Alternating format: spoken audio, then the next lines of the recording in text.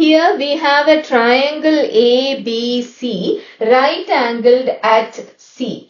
And on its hypotenuse, we have a semicircle with its center at the point O, and we have that OA is 15 centimeters and OB is 20 centimeters. And what else do you notice? If you see here, this semicircle touches AC at a point here, and it touches BC also at one point. Now, the minute you see that there is a circle and a line touching it externally at one point, immediately what should be the thought in your mind? It is a tangent. CE and CF are both tangents to the semicircle. But please be careful. If you see this situation here, you have a circle here and you see this. There are two lines, both of them are touching exactly at one point. Does that mean that both of them are tangents? No. What you have to do is you have to try extending them. In spite of extending, if you see it touching only at one point, only, then it is a tangent. If you see here, it comes and touches the circle at 2 points, which means it is a secant. But here we don't have that problem, because you can see that even when extended, it touches the circle only at one point, which is E here and F here. Now look at the quadrilateral OECF. It looks like an innocent little quadrilateral, but it is not. It is actually a square. Why is that? We already have one right angle here. And what do we know? At the point of contact, the radius and the tangent are perpendicular to one another. That means we have one right angle here. Again the same story, a tangent, a radius, which means a right angle here. So OECF is a quadrilateral, but it has 4 right angles. What does that mean? It is a rectangle, which means what? Opposite sides are equal to one another, but then OF and OE are what? Radii, which means they are equal to one another.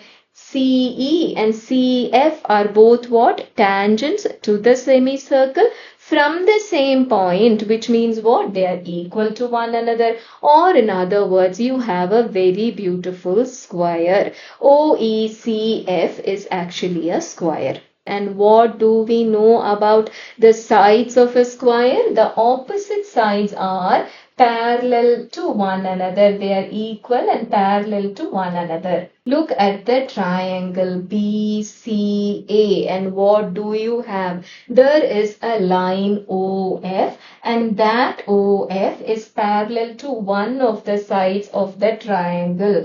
Then what does the BPT tell us? What does the basic proportionality theorem tell us? It tells us that FO cuts the other two sides of the triangle into equal parts, or in other words, the ratio BF by FC is the same as BO by OA, which is what? Which is just 4 by 3. But what is FC? FC is a side of the square OECF, where each and it is a square, so all the 4 sides are equal to what? They are all equal to the radius of the semicircle. This OF, OE, they are all equal to one another, and all of them are R centimeters. So this FC is also R centimeters. So in this equation, we have a BF and a R. We only need the radius. We need to get rid of this BF here. So where do we go? We go to this small triangle here. What sort of a triangle is it? You have a straight line here, and here you have a 90 degrees, which means what? These two angles form a linear pair. It is a straight line, 180 degrees. So if this is 90 degrees, degrees here, this angle will also be a 90 degrees, or in other words, this small triangle that you see here is what? It is a right angle triangle. Its hypotenuse is 20 centimeters. Now, what about OF? OF is the radius, which means it is r centimeters. Apply the Pythagoras theorem to it. Then what do you get? BF is equal to 20 square minus r square. So there you have two equations. Both of them gives you values for FB. Let us equate them and find what r is.